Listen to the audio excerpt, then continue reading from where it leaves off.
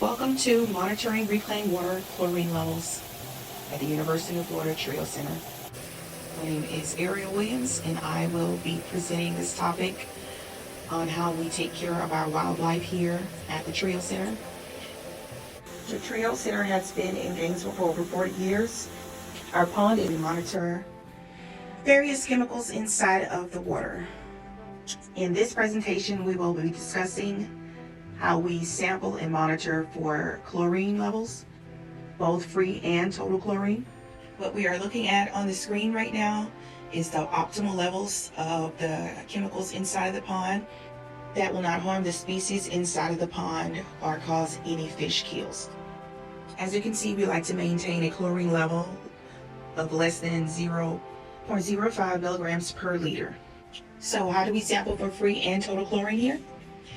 We take several graph samples at marked designated areas that represents the total area of the pond. As for chlorine levels using a Hawk mini spectrophotometer, the Hawk DR300 is the latest chlorine spectrophotometer on the market, but at the Trio Center we have the Pocket Colorimeter 2. The concentration of free and total chlorine is measured by a color change. Looking closely at the screen, this gives you the general overview of the machine.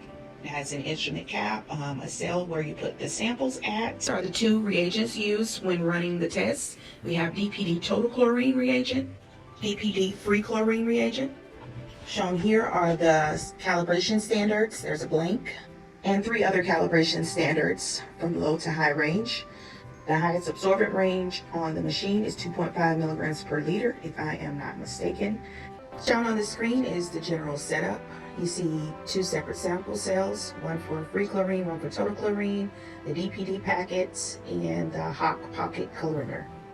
An example of a higher concentration of chlorine inside of the sample is a darker color change. Note how the color gets lighter and lighter as concentration decreases. This is an example of 0.42 milligrams per liter. And finally, this is an example of 0.09 milligrams per liter. After we run our samples, we put our data into a spreadsheet to keep track of the averages, the minimum and the maximum free and total chlorine levels. If we notice any marked changes, we consult with the Kannapaha Water Treatment Plant to come to a solution.